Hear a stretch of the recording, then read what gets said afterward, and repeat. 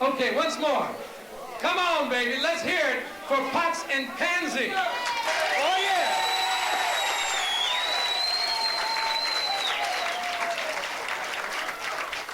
Mademoiselle, you do not know who this is. You do not know who this is? No, who in the hell is you?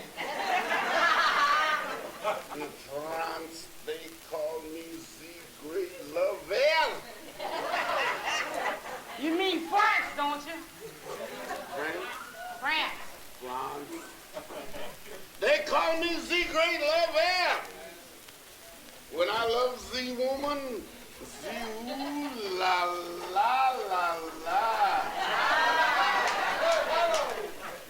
Who is this Z bitch you talking about?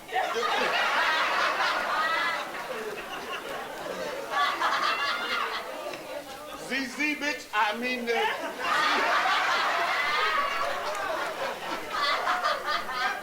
Wee wee.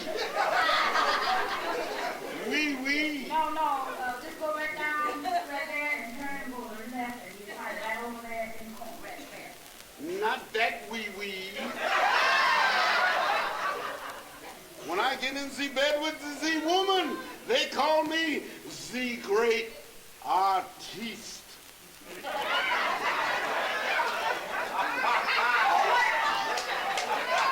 Hold a minute. Hold a minute. What do they call you in America? The cocksucker.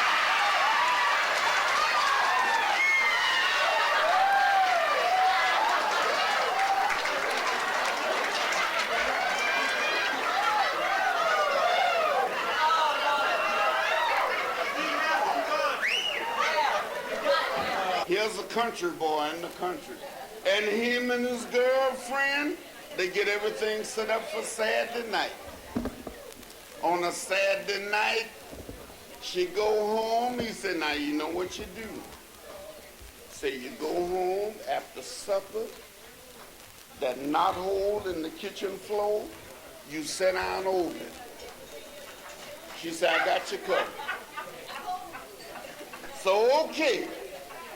While she's eating supper, he's under the house rigging up sand. He's making a pad for his ass. When he got it high enough, run his joy prong up through the knot hole in the kitchen floor. She sat down over it. Oh, she was fighting for position. She's over here.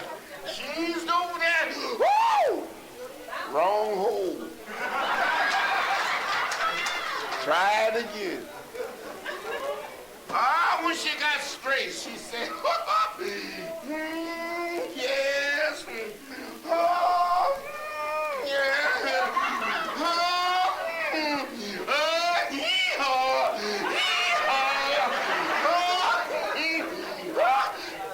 Papa said to Mama, daughter's having a fit again.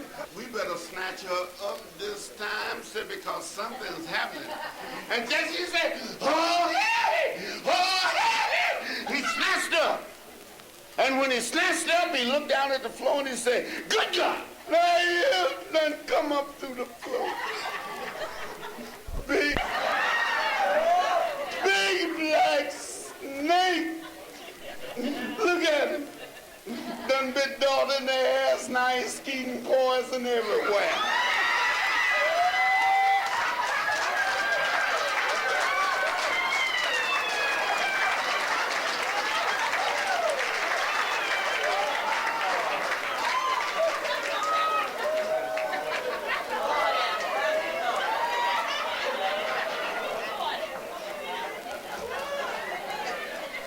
Everybody is talking about sex education. You have to start sex education from the bottom up.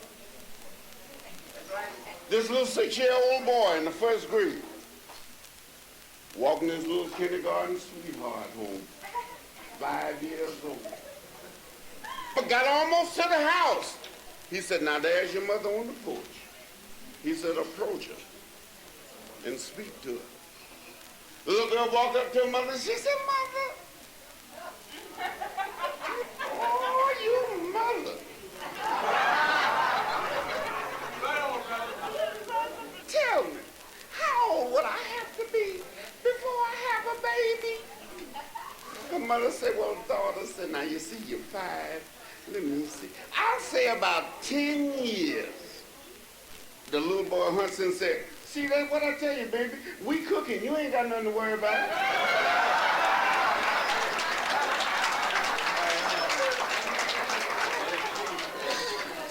There was an old deacon. Had been going with one of the sisters for a long time. He hadn't seen her for 2 months. She said, now I know something is wrong, and I'm going to cut into him and see what it's all about. Because he has been coming to see me. Now I haven't seen him for 2 months, so I know something is wrong. So she went over to his house. He wasn't there. Said, I bet he out in the barn because that's where he started with me at. Went out in the barn and looked around, he wasn't there. So when she started around the other side of the barn, she passed the pig pen. And there he was, fucking a hog. She said, now, I'm going to get up in church Sunday and I'm going to tell everybody that I caught you back here fucking a hog. She said, I'm going to tell everybody. He said, if you do, I'm going to tell which one had the best pussy.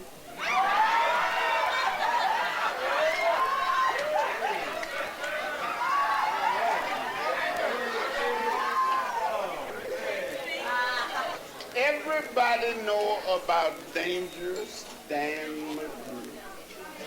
Me and Dan was real strict. Now you just listen to this. A bunch of the boys was hooping it up down at the old Yukon Hall. While the young kid on the music box was slowly scratching his balls. The Pharaoh kid had his hand on the box of a buxom bitch named Lou while down on the floor having intercourse with a hoe was Dangerous Dan McGrew. Then after the night that was black as pitch and into the den of the mob that slouched the dirty prick right up from the creek with a rusty load on his knob. His pants were split and covered with shit. As he took his seat on the keg, his balls hung low, swung to and fro. His face was as red as a she-baboon's ass, and within him his passions burned. He displayed his cock to the entire frock. And every man's asshole squirmed. The lights went out, and the stranger arose to run amok in the dark. Ah, but his aim was true. For sparks they flew as his Donica met its mark. There were sighs of pain, of might and main. A man's voice filled the room. There were sighs and groans, and farts and moans. 3 figures lay stretched in the gloom. When the lights came on, and the stranger arose with a satisfied gleam on his pan, 'cause down on the floor, asshole bloody and torn, was the famous Dangerous Dan. All right then.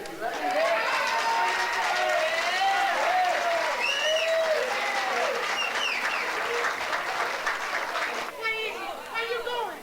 I'm gonna take you to my room. To your room? Oh, yeah. What you gonna do up there?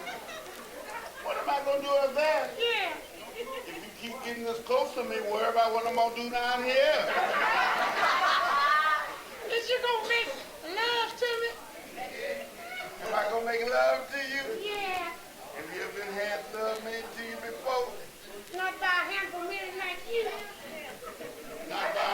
old man like me.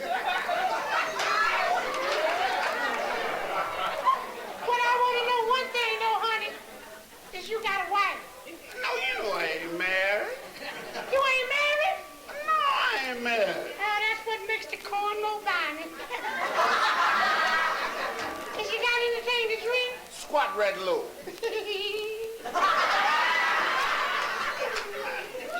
know what I'm saying? What's that, honey? I like a woman with hair on her leg. But when they get up to the thigh, that's something else. Say, honey, you know what? What's that, baby? I kind of like you. I'm crazy as hell about you too, baby. When I saw you standing up there this morning on the corner, I said to myself, Panzy, see, that's my name. What's it? Panzy. Oh, Panzy. I said, that's my dream man. Yeah, that's you talking about me. Yeah, you was standing there and you was looking so good, honey. You was looking just like a movie star. I look like a movie star? Yeah. Which one, baby? Lassie.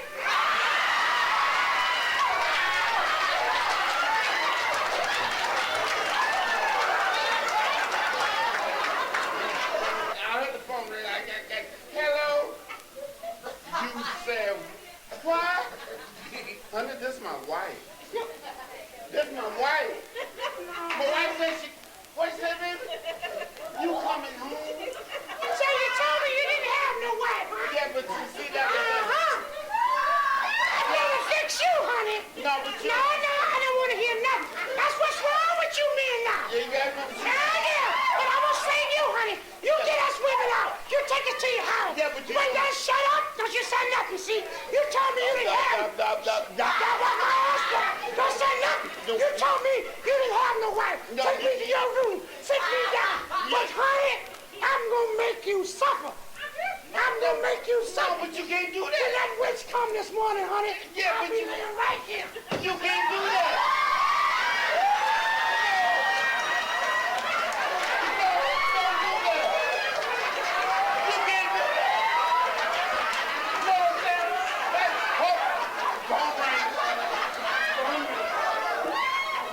Hello? What's that you said, baby? Oh. You said instead of coming home, you're going to stay with Mama about another 3 weeks? And you're not coming home tonight? Thank you, darling. Now I'm going to make you suffer.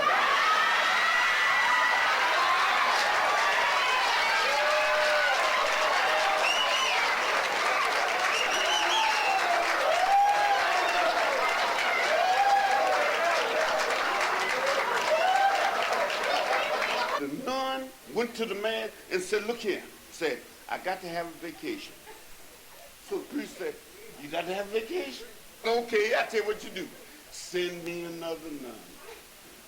She said, okay, I'll send you another nun because I got to have a vacation.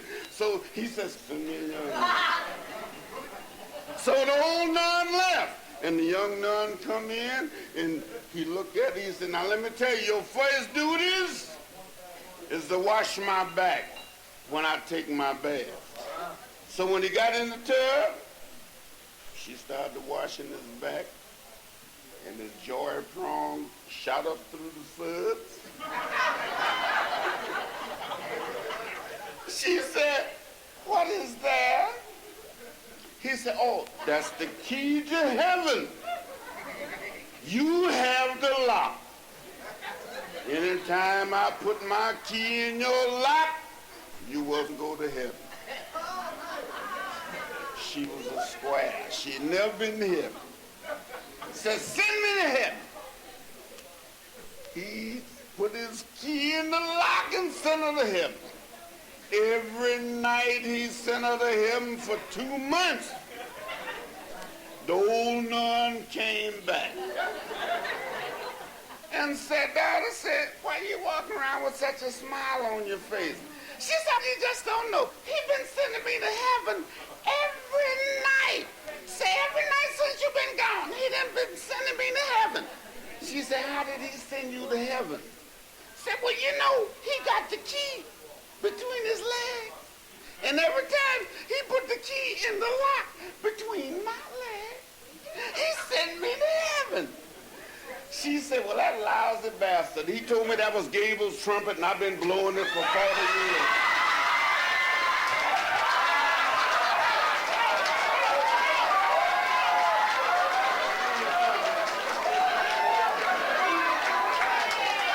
I want to tell you about a friend of mine. He was in bed with his wife, and they were making it. And his buddy came in, and when he got inside, he looked at his buddy and said, say, man, what are you doing with your head down there? He had his head right here on her breast. He said, what are you doing? He said, I'm listening to music. So the cat leaned over. He said, I don't hear nothing. He said, well, you ain't plugged in yet.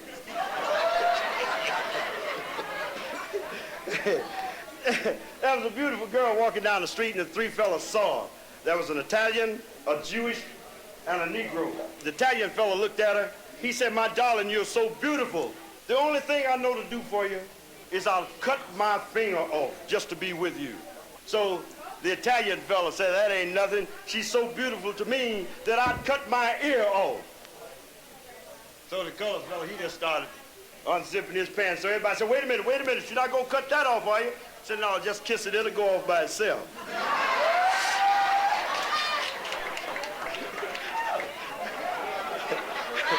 Right on. You know, I can believe it. You know, there was two fellas out in the woods, they were hunting. So they hunted all day and didn't get nothing, so that night they decided to sleep out there.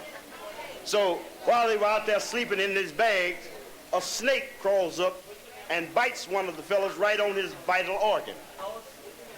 So his buddy said, look, don't move, stay right there. I'll go get the doctor, because if you move, you might upset everything. So he started running. He run to town. He went across the fields, across the railroad tracks, through the park, everywhere, till he got to the doctor. Told the doctor what was happening. The doctor said, look, I can't go now, because I'm getting ready to deliver a baby. So, but I tell you what you do. You go back, you take your knife, and right where the snake bit him, cut a hole and suck the blood and poison out. So he runs back to the camp where his buddy was, all through the park, through the trees, around the bushes, over the railroad tracks, through the field. When he got back there, the cat raised up and said, what did the doctor say? What did the doctor say? Buddy said, the doctor said, you gonna die.